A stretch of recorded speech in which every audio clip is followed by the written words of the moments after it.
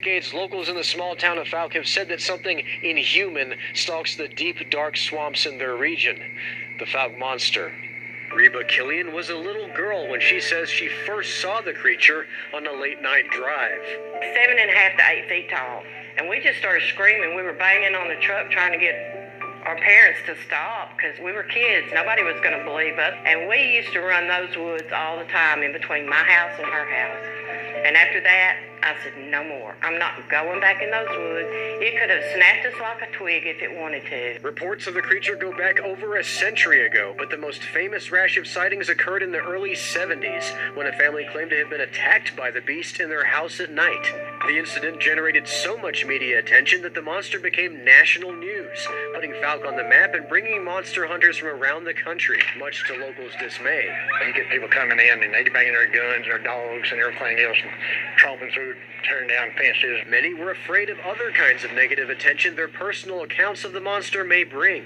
People are private back over there and they don't like to be ridiculed, and a lot of times they get ridiculed when they say they saw something. No reason to bring it up to anybody. It is what it is. I'm not going to hunt in certain areas. There's several areas of this countryside here that I will never go into again to hunt. It wasn't long before a movie was made about the attack and other encounters. Folk horror as much as a documentary, the wildly successful 1972 film, entitled The Legend of Boggy Creek, forever cemented the Fouke or Boggy Creek monster in the town's identity.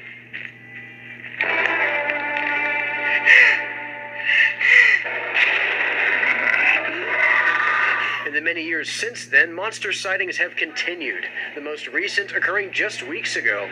First thought it was a deer, but I said, no, that's no deer. It had too big of a body mass.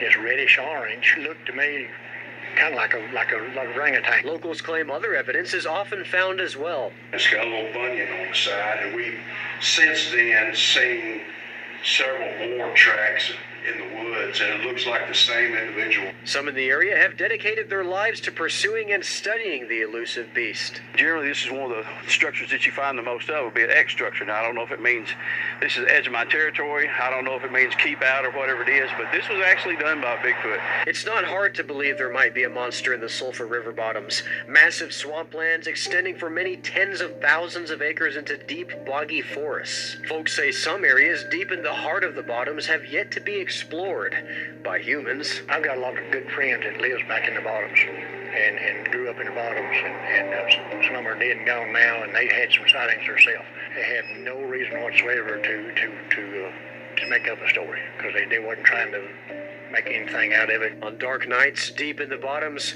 locals say you can hear the monster's lonesome howl. The following is a recording taken by Denny's brother, Ricky Roberts.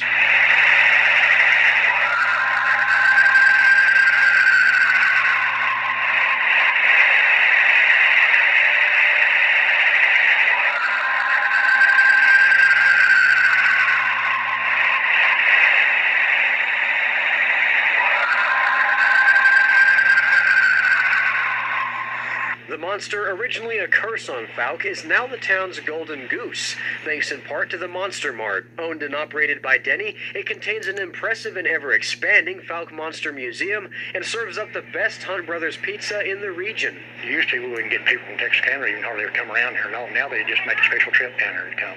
But that tells me that, this is great for our community. Locals have multiple theories about what the creature might be. I tend to believe there's something out there. I don't know what it is. I don't know where it's, there's a lot of speculation on what it could be. My family's part Native American, and I know what their belief is, that it's a supernatural being. And it can be here one minute and somewhere else another.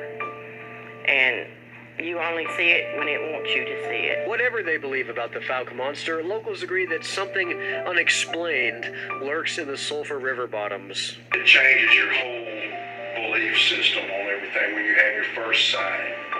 Things exist that we're not told exist, that the world is bigger than we ever thought.